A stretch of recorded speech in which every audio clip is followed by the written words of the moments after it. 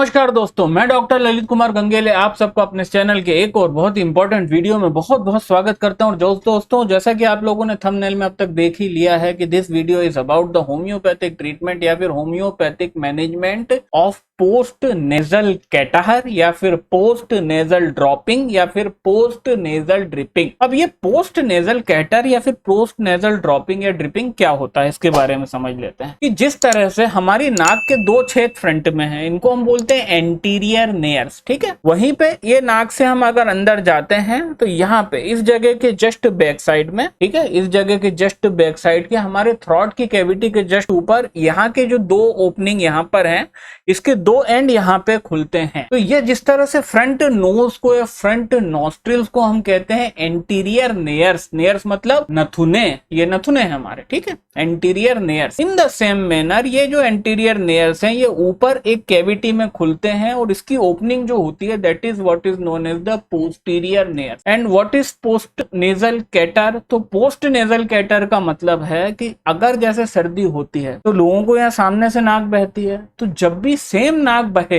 Chronically, chronic मतलब लंबे समय के लिए, इन द क्रॉनिक फॉर्म, तो जिन लोगों को क्रॉनिक फॉर्म के अंदर पोस्टीरियर नेयर्स के अंदर नजले की शिकायत होती है तो that condition is known as the post nasal catarrh. Post मतलब नेजल मतलब नाक, नाक मतलब नेजल, नेजल जो है वो नाक के लिए है। पोस्ट नेजल मतलब नाक का पोस्टीरियर हिस्सा, पोस्टीरियर मतलब पीछे का हिस्सा, और कैटाहर मतलब एक प्रकार का इन्फ्लेमेशन जहां से स्राव हो। तो this is what is known as the post nasal catarrh. और पोस्ट नेजल कैटर के पेशेंट को नाक के पीछे की तरफ गले के जस्ट ऊपर वहां से उनको नजला बनता रहता है, वहां से उनको म्यूकस निकलता रहता है। और ये कैसा करते रहते हैं मैं थोड़ा करके बताता हूँ आपको। ये ऐसा करते रहेंगे ना, मतलब वहां से जो म्यूकस निकल रहा है वो ऐसे ऐसे करके उनको उसको निकालना पड़ता है, और निकाल के या तो फिर उसको वो हॉक कर देते हैं, थूक देते हैं अगर वो ज्यादा मात्रा में है। अगर थोड़ी बहुत मात्रा में है तो फिर वो रेस्पिरेटरी ट्रैक्ट में वापस चला जाता है। तो this is what is known as the post nasal catarrh या फिर पोस्ट नेजल ड्रिपिंग या ड्रॉपिंग। ड्रॉपिंग क्यों? क्योंकि वहां से म्यूकस लटकता है और गले की तरफ उसको ड्रॉप होता है, वो ड्रॉप के रूप में गिरता है ना। और पेशेंट कैसा करता है?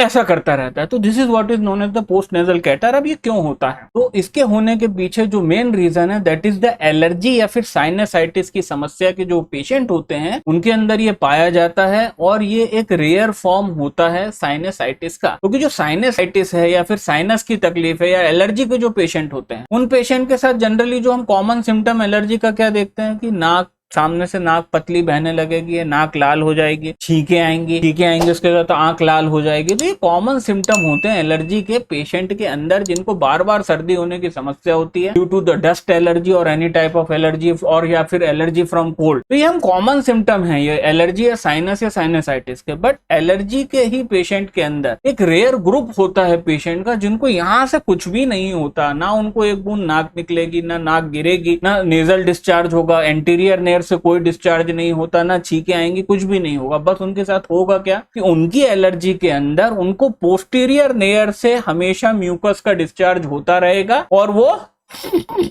ऐसा करते रहेंगे। और ऐसा करके उनको हर 2 घंटे 3 घंटे 4 घंटे depending upon the severity of disease उनको वॉश बेसिन पे जाना पड़ेगा और उसको थूकना पड़ेगा। तो this is what is known as the post nasal dropping या फिर पोस्टीरियर नेजल स्कैटर या पोस्ट नेजल कैटर बोलते हैं इसको। तो ये एलर्जी का ही एक रूप है, एलर्जी का एक रेयर रूप है, बहुत रेयरली पाए जाने वाला रूप है। But in spite of being the allergy के रेयर रूप के रूप में होने के बावजूद भी दोस्तों हमारे पास सैकड़ों की तादाद में महीने भर में इसके केसेस आते हैं, और पॉपुलेशन के बीच में, आबादी के बीच में ये जो केसेस हैं ये लाखों की तादाद में परसिस्ट और एग्जिस्ट करते हैं। तो अब आते हैं हम सीधे सीधे ट्रीटमेंट में। क्या अब दिक्कत यहाँ पे क्या है कि सबसे पहले देखो एलोपैथी के बारे में बात करके समय व्यर्थ नहीं करेंगे और अन्यथा वीडियो को लंबा नहीं करेंगे, क्योंकि एलर्जी एक ऐसी प्रॉब्लम है जिसके अंदर एलोपैथी की कोई भी ऐसी मेडिसिन नहीं है जो परमानेंट रिलीफ देती हो। उन मेडिसिन से जो भी रिलीफ होता है दैट इज बट टेम्परेरीली, है ना, और टेम्परेरी रिलीफ के बाद जैसे ही दवा का असर निकलता है वो उतरता है वापस, तो